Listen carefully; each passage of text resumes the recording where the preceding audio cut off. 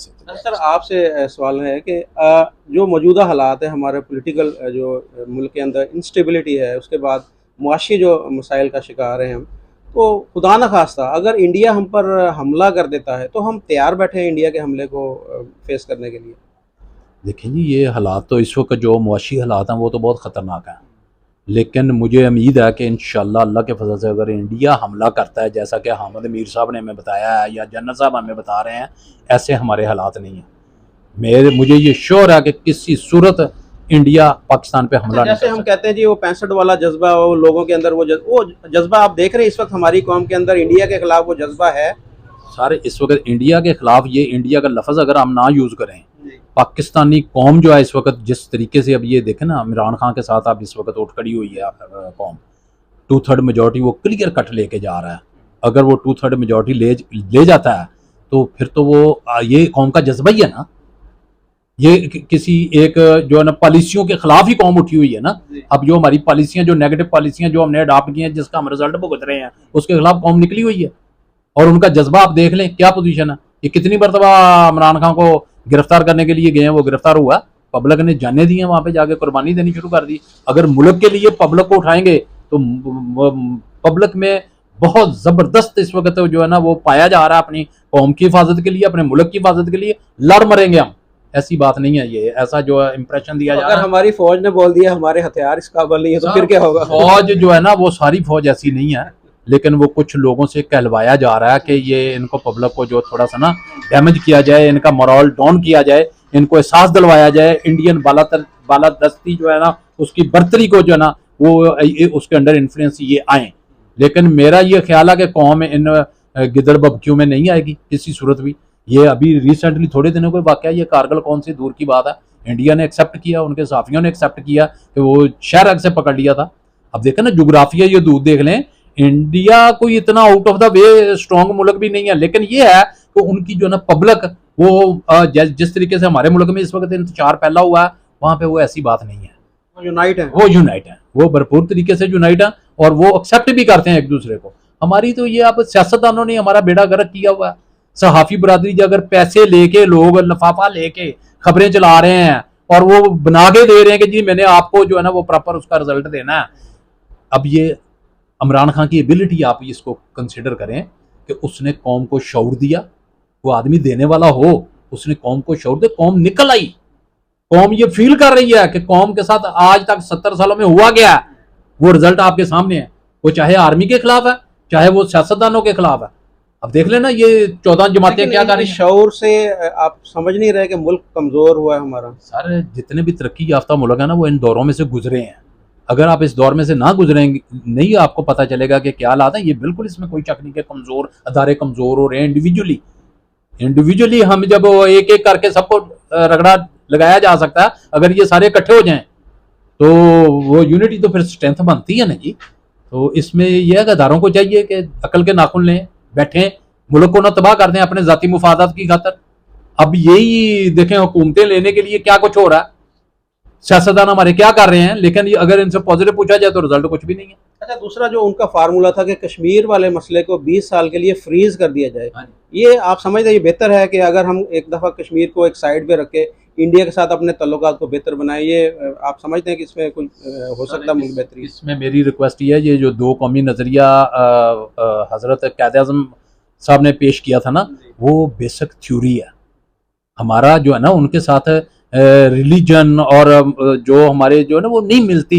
2 कौमी नजरिया, हम दोनों कौमी इंडिया के अंदर जो इतने मुसलमान हैं, तकरीबन 22-25 करोड़ मुसलमान इंडिया के अंदर भी हैं, अगर हम 2 कौमी नजरिए को फरोग देंगे तो वो तो पिस जाएंगे, वो बोलेंगे जी हम हिंदुओं के साथ कैसे रहेंगे। मेरी रिक्वेस्ट ये है कि जी अब भी इंडिया में जो मुसलमान है ना हमारे को खुश नहीं है, बहुत बुरा हाल है उनका। अक़लीतों का जो इंडिया में बुरा हाल है वो पाकिस्तान में नहीं है।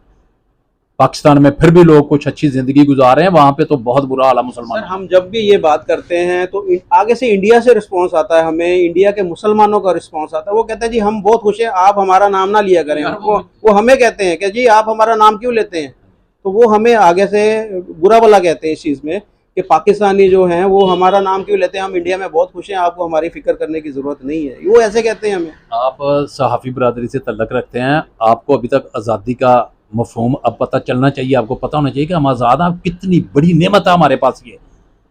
वहां पे आप जाके उनकी किसी मुसलमान की कपड़े की दुकान पे जाके देखें, किसी मुसलमान की परचून की दुकान पे जाके देखें, इतना तस्सब है कि हिंदू अपने इलाकों में वो दुकानों के ऊपर से माल ही नहीं खरीदते, कोई वहां पे जाके शॉपिंग ही कोई नहीं करता। ये बातें करने की हैं, सिर्फ जो आजादी हम यहाँ पे फील कर रहे हैं ये हमें मुफ्त में मिली हुई है, हमारे बाओजदाद ने कुर्बानियां दी हुई हैं। हमें इस चीज का अंदाजा होना चाहिए कि ये बहुत इंतहाई कीमती चीज है। और जो दो कौमी नजरिया वो बिल्कुल परफेक्ट है, आज भी उसी के ऊपर कायम है। हम इसी वजह से हमारे जो है ना वो हालात इंडिया के साथ पॉजिटिवली दुरुस्त नहीं हो सकते, हालांकि हम करना चाहते हैं, हम करना चाहते हैं। वो भी देखें जहां पे वो सियासत कर रहे हैं, आप वो भी इस नजरिए पे सियासत कर रहे हैं। वो ऊपर से तो हमें कहते हैं सब ठीक है जी, सब अच्छा, अकलीतों के साथ बड़ा अच्छा हमारा सलूक है, लेकिन वहां पे जाके देखें ईसाइयों के साथ क्या हो रहा है, मुसलमानों के साथ क्या हो रहा है, सिख बरादरी के साथ क्या हो रहा है, देखें ना। और यहाँ पे आप देखें सिखों को हमने कैसे फैसिलिटेट किया हुआ है, हिंदू बरादरी को कैसे फैसिलिटेट किया हुआ है, क्रिश्चियंस को कैसे फैसिलिटेट किया हुआ है।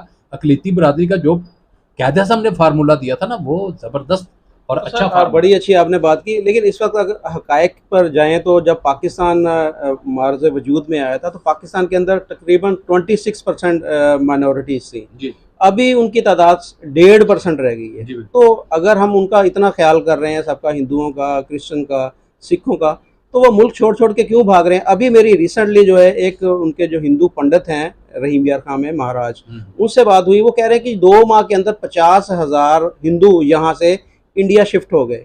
तो क्या वजह क्या है कि हम उनका इतना ख्याल कर रहे हैं, हम उनको अपना भाई भी कहते हैं, तो वो हमारा मुल्क छोड़ के क्यों जा रहे हैं? वो इसकी वजह ये आप देखें, अब तो हमारे पाकिस्तानी मुल्क छोड़ के जा रहे हैं। हमारी जो पॉलिसीज हैं इतनी नेगेटिव हैं कि अगर आप सिर्फ ये अदादोशुमारी निकालें ना, इस गवर्नमेंट में नौजवान तबका कितना बाहर गया है। ये पाकिस्तान मेरे ख्याल में दुनिया में वाहद मुल्क ऐसा होगा जिसकी एजुकेशन डिपार्टमेंट को इंस्ट्रक्शन दी जाती है कि इतने % से ऊपर बच्चे पास नहीं करने हैं। अब जो पास हो रहे हैं इनका कैरियर तो है नहीं कोई। सियासतदान हमारे अपनी लड़ाइयों में जकड़े पड़े हैं, आर्मी हमारी अपनी बका की जंग लड़ रही है, अदारे तो इधर एंगेज हुए हुए हैं, पब्लिक के पास तो कुछ भी नहीं है, कोई कारोबार नहीं है। इस वक्त कारोबार सारे तबाह हुए पड़े हैं। तो ये कौन कर रहा है, ये कौन करवा रहा है? अब ये देखे ना अब ये आपने ये तो अंदाजा लगा लिया कि जी मिनॉरिटी जो है ना वो बाहर चली गई। अब ये अंदाजा लगाएं कि हमारे मुल्क की क्रीम बाहर चली गई है हमारी गलत पॉलिसियों की 8 वजह लाख से। के करीब डिग्री होल्डर मैं ये बता रहा हूँ हमारी गलत पॉलिसियों की वजह से भुट्टो दौर में हमारे इंडस्ट्रियल सारे बाहर चले गए। जब इन्होंने नेशनलाइज किया वो गलत इकदाम था, या तो इनको भरपूर तरीके से काबू कर दे। और वो जितने यहाँ से इंडस्ट्रियलिस्ट गए हैं दूसरे मुल्कों में उनका नाम देखें और वहां पे उस इंडस्ट्री की हालत देखें इस वक्त क्या कंडीशन है।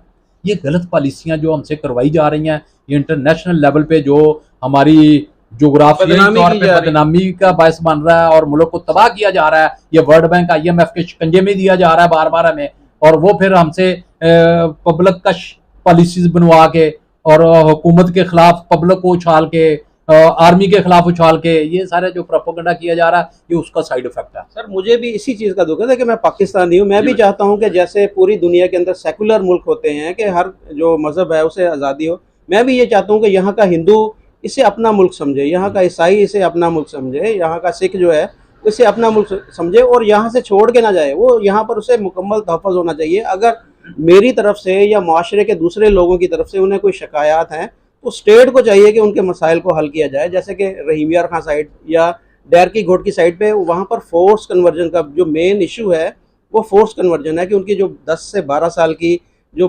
लड़कियाँ हैं उन्हें अगवा किया जाता है और जबरी उनकी शादियाँ कर दी जाती हैं। आप वकील हैं, आप मुझसे बेहतर समझते होंगे ये सारा लाभ।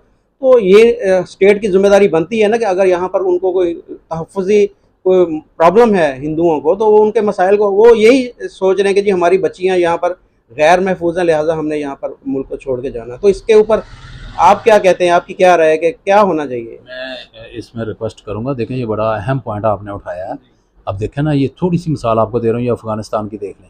अफगानिस्तान से लोग आए हैं, मुहाजिरीन आए हैं पाकिस्तान में, लेकिन ये पॉलिसियाँ हैं, हमारी पॉलिसी थी इनको हमने एडजस्ट करना था। कहते हैं कि इंसाफ जहाँ पे नहीं है वहाँ पर वो कोई मुल्क जो है ना वो तबाह हो जाते हैं, कौमें तबाह हो जाती हैं। वहाँ पे इंसाफ के तकाजे पूरे करें, proper free and fair election करवाएं, प्रॉपर तरीके से लोग जो नुमाइंदे हैं पब्लिक के वो बाहर आएँ, वो आगे नुमाइंदगी करें पब्लिक की, और कानून की बालादस्ती होनी चाहिए मुल्क में, सब कुछ ठीक हो जाएगा। बहुत शुक्रिया सर, थैंक यू। दोस्तों, ये आज हमारी वीडियो थी। हमने कोशिश की कि पाकिस्तान के जो मसाइल हैं आपके सामने रखें और उनके हल के बारे में भी हमारे जो मुअज़्ज़ज़ वकील साहबान थे उनके बारे में उनसे डिस्कस किया। तो उम्मीद करता हूँ कि आपको हमारी वीडियो पसंद आई होगी। हमारी वीडियो को लाइक कीजिएगा, शेयर कीजिएगा और हमारे चैनल को सब्सक्राइब भी करिए। इसके साथ ही आपसे इजाज़त चाहेंगे। अल्लाह हाफ़िज़।